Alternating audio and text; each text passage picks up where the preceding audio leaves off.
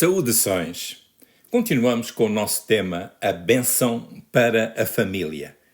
E neste segmento vamos considerar o princípio, o companheiro que conta. Ao longo desta série temos comentado a criação de Deus e já vimos que Deus criou o ser humano. Em Gênesis capítulo 2, nós vimos como que uma repetição da narrativa da criação. Gênesis capítulo 1 dá-nos os detalhes do que aconteceu em cada respectivo dia e Gênesis capítulo 2 acrescenta mais informação.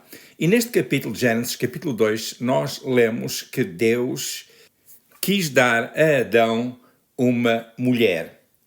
O que nós vimos é que na sua omnisciência, ou seja, no amplo conhecimento de Deus, e perante as muitas facetas do que é a existência humana, Deus quis providenciar a companheira que Adão necessitava. Em Gênesis capítulo 2, versículo 18, nós lemos que Deus viu que Adão estava só e que isto não era bom para ele. O texto de Gênesis 2, 18 diz-nos: E disse o Senhor Deus, não é bom que o homem esteja só. Far-lhe-ei uma adjutora que esteja como diante dele. Temos que perguntar, por que é que não era bom para o homem estar só? O adjetivo bom, traduzido da palavra hebraica tov, dependente do contexto em que esta palavra se possa encontrar, seja no texto que a pessoa estiver a ler, no sentido geral, esta palavra significa agradável, acordante, portanto, aquilo que está de acordo, aquilo que é bom, o que está em harmonia, aquilo que está em consonância. Portanto, o bom contido nesta provisão de Deus é que este bom iria acrescentar à vida de Adão os elementos daquilo que é agradável, da harmonia, da consonância e daquilo que é apreciado. Num sentido específico, estas qualidades não faziam ainda parte da vida de Adão. Então Deus disse, não é bom que o homem esteja só. Esta expressão, estar só, significa estar sem companhia, significa estar isolado. A expressão só, a palavra só, no hebraico, está no sentido enfático, querendo dizer que é intencional. Deus foi propositado ao dizer esta palavra.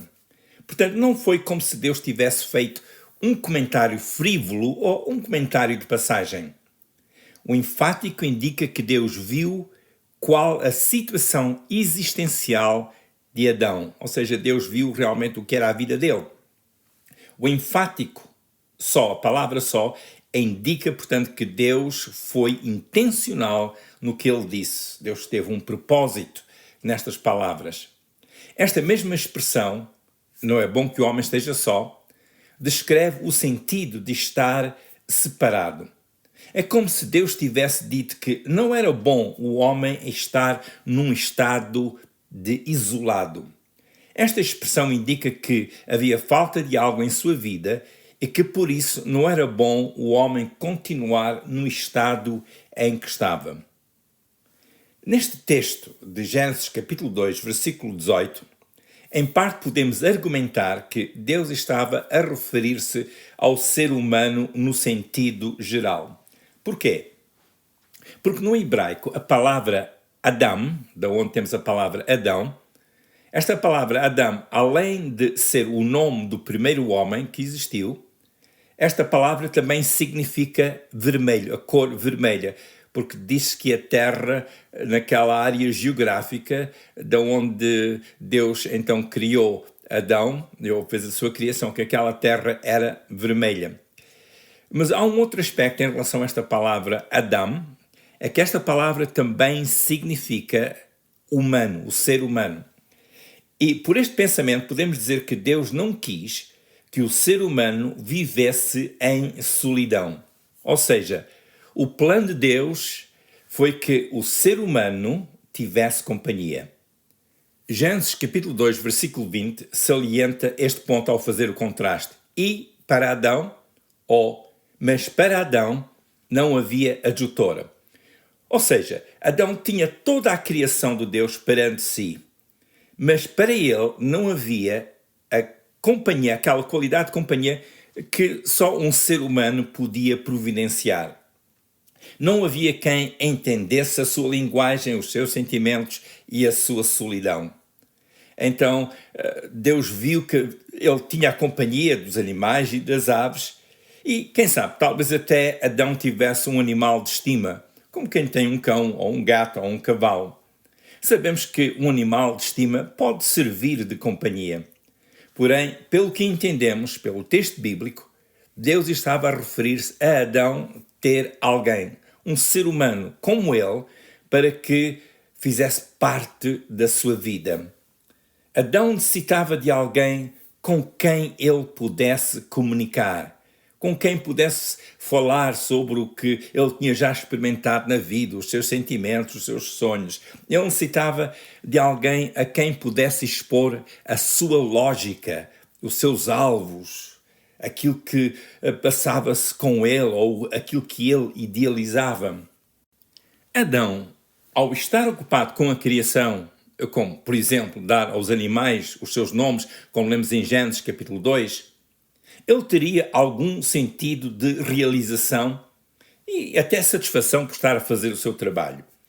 Porém, por muita satisfação que Adão derivasse do seu trabalho e por muita satisfação que ele sentisse por estar a realizar o que Deus lhe tinha dado a fazer, isso não o preenchia cabalmente. Ou seja, Adão necessitava de uma certa companhia que nenhuma criação existente lhe podia providenciar.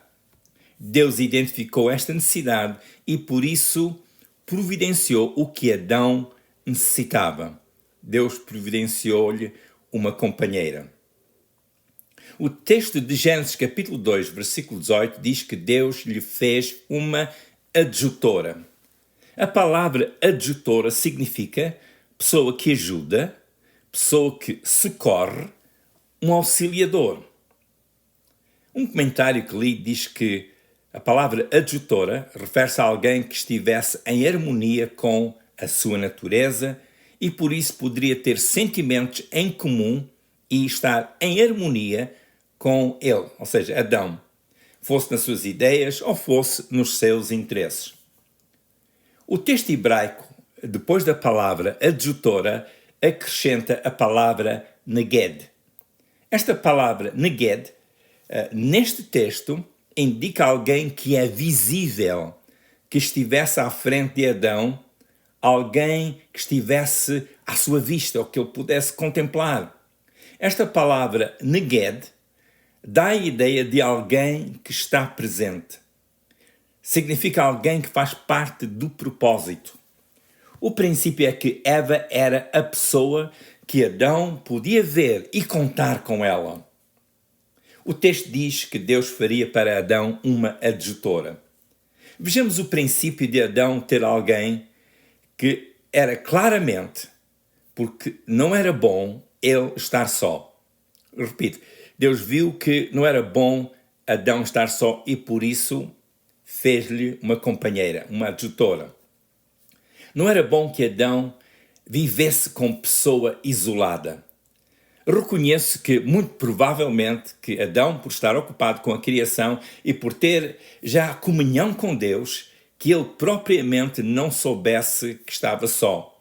Podemos deduzir pelo texto bíblico que o sentido era que não seria bom se Adão viesse a sentir que não havia com quem partilhar a sua vida.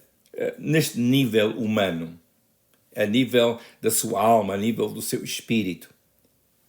Depois de Deus ter dito que não era bom que o homem estivesse só, Deus disse que lhe faria uma adjutora. Deus faria alguém que estivesse com Adão e que fizesse parte da sua vida. Alguém que fizesse parte dos propósitos que ele tivesse diante de si e que colaborasse com ele nesses mesmos propósitos. A palavra auxiliadora implica precisamente um relacionamento em que há interação de significado, interação de qualidade entre os dois. Este tipo de interação providencia um tipo de existência em que podem ser preenchidas certas necessidades. A necessidade de haver comunhão humana é um fator importante na existência humana. A necessidade do ser humano ser relevante na criação é, em parte, preenchida pelo facto de Deus ter feito a mulher para estar com Adão. O ato de fazer a adjutora para Adão indica-nos que Deus foi intencional. É interessante que a palavra fazer, o verbo fazer, que ocorre em Gênesis 2:18, indica fazer algo usando o que já existe. Para explicar isto um pouco melhor, vejamos um outro aspecto, que é o seguinte: na narrativa da criação, uma outra palavra que é usada para expressar certos atos de Deus ao criar ou de fazer alguma coisa é a palavra bara, a palavra hebraica que é bara. E esta palavra bara, no hebraico, implica a criação feita do nada, uma criação original. Algo que Deus fez pelo poder da sua palavra, por exemplo. Este termo bara dá expressão ao poder criativo de Deus que do nada fez aparecer o material. Aquilo que é visto, aquilo que é apalpado, aquilo que tem peso ou que pode ser medido, por exemplo. No caso de Gênesis 2:18, a palavra fazer, este verbo fazer, é diferente da palavra bara. Aqui a palavra é asa. A palavra hebraica, asa, implica usar o que existe para criar algo. E este aspecto da criação de Eva diz-nos que Deus usou o que já tinha feito em Adão para fazer Eva. O grande significado desta palavra asa é que aponta para o facto de a mulher ser da mesma substância que o homem. Daí que lemos em Gênesis capítulo 2, versículo 23. E disse Adão: esta é agora osso dos meus ossos e carne da minha carne. Esta será chamada varoa, porquanto do varão foi tomada. Portanto, a mulher não constitui uma criação à parte do homem ou diferente. Ambos são o produto da criação de Deus, isto no que diz respeito à criação. A criação da mulher não foi do género para ver se daria resultado. Vamos fazer aqui uma experiência. Não, não foi isso. A criação da mulher, usando a costela de Adão, para esse fim, foi um ato pré-determinado, um ato com uma clara visão da parte de Deus.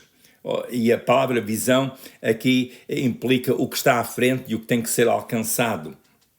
Como Adão disse em relação a Eva, é o osso dos meus ossos e carne da minha carne, porque ela foi tirada do varão.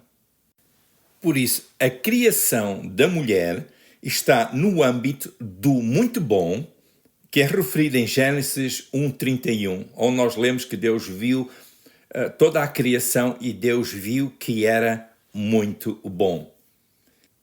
Gênesis 2:18 diz que Deus faria uma adjutora, alguém que fosse um auxílio. Vamos entrar mais dentro deste ensino bíblico. A questão aqui é que o princípio de auxílio não está limitado apenas à mulher. Pensar que a função da mulher está limitada ao auxílio que ela possa prestar não condiz necessariamente com o texto bíblico. O princípio do auxílio em termos conjugais e da família abrange as responsabilidades e a visão relacionadas com aquilo que promove o bem-estar, seja de um ou do outro, e em especial da família. O princípio de adjutor é o mesmo para cada membro da família, tendo em vista o seu respectivo crescimento e a realização. Isto é o mesmo que dizer que, como o apóstolo Paulo disse, o corpo não é um olho ou não é um ouvido. O corpo é composto por vários órgãos e cada um contribui, cada um faz a sua parte, e para o corpo ser corpo precisa de todas estas partes. E este é o princípio que nós vimos aqui. Ser adjutor tem muito a ver com o espírito, o propósito e a natureza da colaboração com que cada membro da família toma conta da sua função, a sua responsabilidade dentro do seio da família. A palavra espírito, porque eu refiro-me aqui à palavra espírito, nos textos bíblicos pode-se referir ao Espírito de Deus ou ao Espírito da pessoa. Esta mesma palavra também pode ser traduzida por vento, tanto no hebraico como no grego do Novo Testamento. Mas esta mesma palavra também pode ser usada em referência à qualidade de inspiração, aquela inspiração que motiva a pessoa, ou a atitude que expressa o sentimento com que a pessoa faz as suas obras ou cumpre as suas responsabilidades ou participa na coletividade. Portanto, tem a ver com a qualidade ou a inspiração das interações. Por isso, quando falamos sobre o espírito com que agimos, estamos a falar da nossa atitude ou da inspiração que nos motiva. No contexto do relacionamento conjugal, a mulher é a pessoa que está junta com o seu marido. O princípio é de serem como duas pessoas que estão a trabalhar no mesmo projeto. A sua colaboração pode ser na forma de conselhos ou de encorajamento. Pode ser na forma de participante no alcance dos alvos, ou a sua colaboração pode ser na forma da possível resposta que possa fazer falta. Visto o homem e a mulher terem sido criados à imagem e semelhança de Deus, e isso é o que nós lemos em Gênesis capítulo 1, começando com o versículo 26 em diante, nós vimos, portanto, por serem criados à imagem e semelhança de Deus, ambos, homem e mulher, e por serem da mesma substância, e porque na realidade ambos vivem como companheiros, eles vivem um para o outro. Devemos entender que este princípio é segundo o desígnio de Deus e não segundo o que têm sido os modelos praticados ao longo da história da humanidade. Ser companheiro à luz dos ensinos da palavra de Deus, a Bíblia, é mais do que fazer companhia.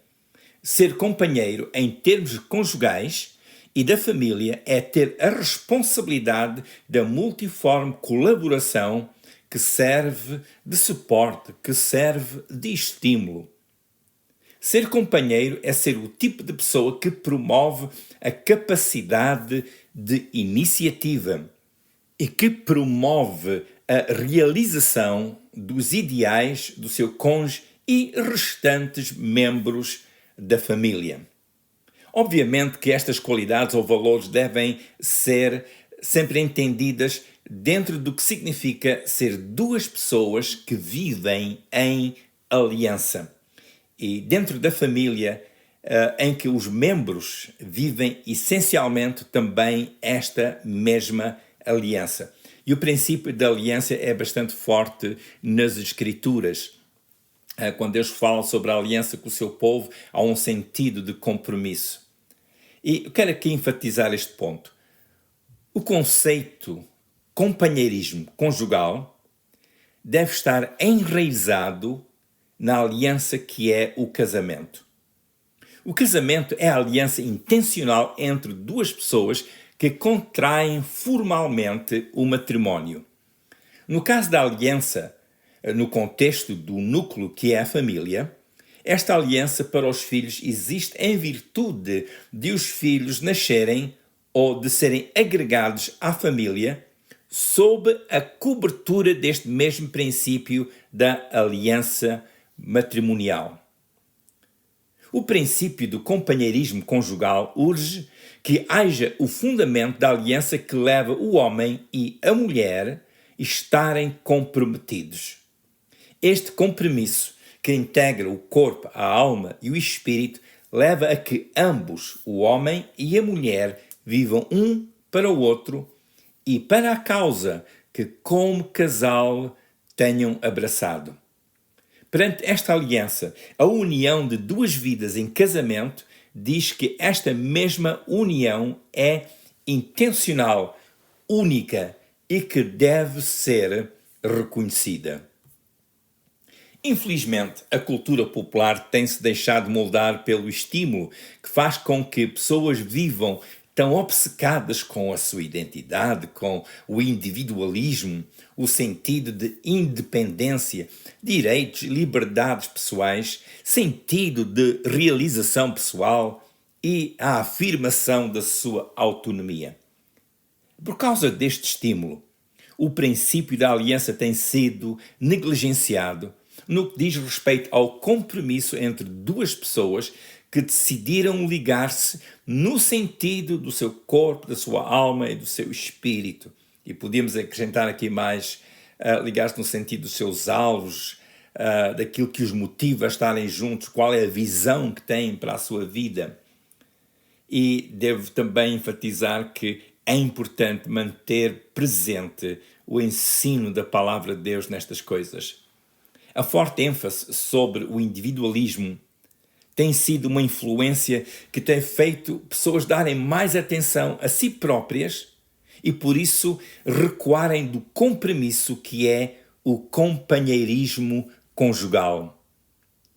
O tipo de relacionamento que Deus criou para Adão e Eva está bem explícito em Gênesis capítulo 2, versículo 23 e 24. Gênesis 2, versículos 23 e 24, onde nós lemos: Então disse o homem: Esta é agora osso dos meus ossos e carne da minha carne. Ela será chamada varoa, porquanto do varão foi tomada. Portanto, deixará o homem a seu pai e a sua mãe e unir-se-á à sua mulher e serão uma só carne. É interessante que Adão tivesse dito estas palavras. Ele foi parte deste processo que Deus iniciou e ele entendeu o que isso implicava e fez esta declaração. Este é um tipo de relacionamento que forma uma união muito abrangente, profunda e enriquecedora. Este tipo de relacionamento une o homem à sua mulher e a mulher ao seu homem nos níveis mais profundos do corpo, da alma e do espírito. E repare, corpo, alma e espírito não são só palavras, são realidades. Fazem parte do nosso ser. Cada ser humano tem o seu corpo, a sua alma e o seu espírito e são valores de muito significado. Não nos esqueçamos que Deus abençoou o homem e a mulher e também viu que tudo o que ele fez era bom. Gênesis 1, 28 e também o versículo 31. Portanto, temos que compreender a existência humana dentro destes parâmetros da bênção de Deus e do muito bom que Deus viu na sua criação, porque é aí que reside a realização, no sentido mais amplo e também no sentido mais profundo ou no sentido mais elevado, a realização do ser humano, que não é só um acontecimento da ocasião, é a união de vidas em que há um valor, há uma visão, há um propósito e há um preenchimento que realmente só ocorre dentro deste contexto. O fundamento é que ambos, marido e mulher, partilham da mesma essência e natureza humana. Adão disse que a sua esposa era osso dos seus ossos e carne da sua carne. Significa que eram da mesma qualidade e que os dois eram um. O que um sentia, o outro iria ter compreensão sobre essas causas. O que é que levou o meu marido ou a minha esposa a sentir o que está a sentir ou a pensar o que está a pensar? O outro iria também ter alguma compreensão sobre as razões do seu cônjuge e está a ter os sentimentos que tiver em alguma ocasião. Por serem da mesma carne, compreendemos que ambos sentiam, pensavam e agiam de forma congruente. Isto é, combinavam os seus planos, estavam juntos no seu propósito e buscavam o que era adequado para eles e também poderiam falar sobre os desafios que cada um deles estivesse a enfrentar. E isto é um ponto muito importante do companheirismo. Compreendemos que o homem e a mulher, por serem essencialmente a mesma criação, que ambos têm, em princípio, a capacidade de empatia. Isto é, ambos teriam a compreensão do que é agonizar, sofrer, ou de estarem alegres e exuberantes. O companheirismo conjugal que cultiva estas qualidades, seja por sentimento ou seja por viverem em aliança matrimonial, favorece bastante a sua qualidade de vida. Embora cada um tenha a sua individualidade, ambos podem cooperar no seu esforço, tendo em vista a sua realização e florescerem como casal. Consideremos a ideia do companheirismo comprometido. A razão de formar a união conjugal é para que por ela haja o início de uma vida que é independente. Não uma vida deslocada dos respectivos círculos familiares ou da sua história, mas uma vida definida pela realização pessoal e coletiva. Como está escrito em Gênesis capítulo 2, versículos 22 a 24. Gênesis 2, versículos 22 a 24. E da costela que o Senhor Deus tomou do homem, formou uma mulher e trouxe-a a Adão. E disse Adão: esta é agora osso dos meus ossos e carne da minha carne. Esta será chamada varoa, porquanto o varão foi tomada. Portanto, deixará o varão o seu pai e a sua mãe, e apegar-se-á à sua mulher, e serão ambos uma carne. Em Mateus capítulo 19, versículos 4 a 6, lemos que Jesus afirmou este ensino contido em Gênesis 2. Jesus, o Filho de Deus, afirmou este ensino. No texto de Mateus 19, versículos 4 a 6, nós lemos: Ele, porém, respondendo, disse-lhes: não tendes lido que, no princípio, o Criador os fez macho e fêmea? E disse: portanto, deixará o homem pai e mãe, e se unirá à sua mulher, e serão os dois numa só carne. Assim, não são mais dois, mas uma só carne, porquanto o que Deus ajuntou não separa o homem.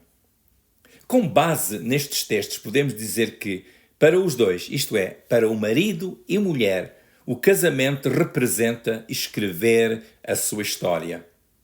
Ambos trazendo respectivamente a sua história pessoal, do seu passado e a sua formação, mas ligando-se intencionalmente para formar a sua própria história. Esta história, então, pois passa a ser exclusiva, a história do marido e da mulher. O marido e a esposa, pela sua união exclusiva, ocupam o seu lugar determinante na comunidade então onde vivem. Isto é, companheirismo no casamento. Companheirismo no casamento é caracterizado pelo tipo de visão em que ambos se comprometem a entender o seu propósito de vida dentro do que significa ser criado à imagem e semelhança de Deus.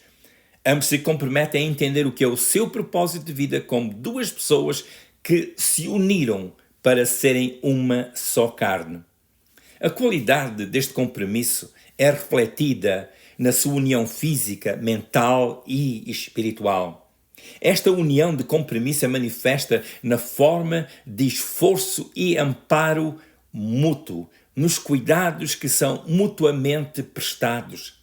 Esta união é expressa na razão dos projetos que forem criados por ambos. Esta união é expressa no esforço mútuo despendido, tendo em vista a realização pessoal de cada um. Este é o tipo de união que caracteriza o companheirismo conjugal. Companheirismo conjugal é a expressão de duas vidas unidas em compromisso de visão. Esta visão inclui o cultivo do ideal de serem um casal que desenvolve o seu relacionamento tendo como elemento integrado a sua fidelidade mútua, que é o tal compromisso. Esta visão mantém diante do casal a sua felicidade e a sua realização em termos dos seus alvos. Esta é a visão de vida para a qual ambos contribuem, prevendo o desenvolvimento do potencial de cada um, incluindo dos seus filhos. Nesta visão de vida, o casal colabora com o objetivo de realizarem os seus sonhos com pessoas que são feitas à imagem e semelhança de Deus. A base destas reflexões que temos tido está no princípio bíblico de Provérbios 10, 22. Provérbios 10, 22, que diz que a bênção de Deus é que enriquece. Deus não acrescenta dores, diz lá neste versículo. Deus abençoa. O raciocínio é o seguinte: visto Deus ter criado o homem e a mulher, como podem as famílias, ou como pode o casal, continuar na bênção declarada de Deus, como lemos em Gênesis 1, 28? O caminho para esta bênção tem que ser atentar para os desígnios estabelecidos por Deus em relação ao que significa ser marido e mulher. E para o contexto da família, inclui ouvir os ensinos bíblicos, porque por eles vamos crescendo em conhecimento.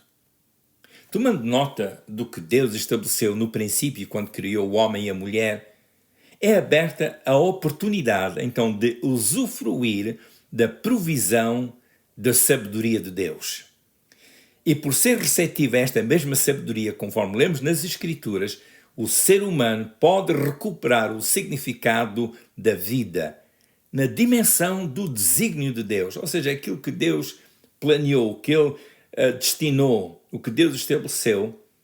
O ser humano, ao apropriar esta sabedoria de Deus que é revelada nas Escrituras, o ser humano pode recuperar o significado da sua vida, pode recuperar o significado do casamento, pode recuperar aquele estado de bênção que Deus declarou em Gênesis 1, 28. Deus não criou o ser humano para este sofrer? O sofrimento veio depois da grande queda causada pela desobediência do ser humano. Como vencer o efeito desta desobediência? É olhar para Jesus, que morreu na cruz do Calvário, precisamente porque o ser humano, pela sua desobediência, se desviou dos caminhos de Deus. A Bíblia diz na Epístola aos Romanos que o pecado entrou pelo primeiro Adão, mas Jesus foi o segundo Adão que levou sobre si os nossos pecados. Portanto, olhando para Jesus e buscando dele o perdão e a restauração da nossa vida, recebendo dele a bênção da redenção, o ser humano tem aí a oportunidade da sua restauração. E como a Bíblia nos ensina, em Jesus o ser humano é reconciliado com Deus. Portanto, como recuperar aquela qualidade de vida que Deus planeou, que Deus estabeleceu para o ser humano? O pecado destruiu isso, mas como é que nós podemos recuperar o que Deus nos deu? É vir a Jesus e reconhecer nele o nosso Redentor, aquele que pagou com a sua própria vida para que, pela sua morte e ressurreição, nós tivéssemos acesso a esta bênção, que é a salvação, a restauração do ser humano, a reconciliação com Deus. É importante ouvir Jesus. O caminho da restauração é ouvir Jesus e abraçar os seus ensinos. Realmente há tanta riqueza na palavra de Deus que convém a cada dia nós darmos atenção à palavra de Deus. Por isso é que eu digo, muita vez, leia todos os dias um pouco da palavra de Deus. Não é só fazer pedidos a Deus, e nós realmente devemos expor diante de Deus os nossos pedidos, isso é bom, a Bíblia encoraja-nos a fazer isso, mas também é bom ler o que Deus tem para nosso conhecimento. E assim, quando nós já vamos conhecendo mais Deus, porque lemos a sua palavra, até as nossas orações a Deus vão tendo uma outra dimensão, é aquela dimensão acrescida com a sabedoria de Deus. Busca a palavra de Deus, fale com Deus em oração e também, logo que possa, frequente uma igreja que ensina o Evangelho de Jesus. Continua orando que toda a bênção de Deus seja amplamente realizada na sua vida.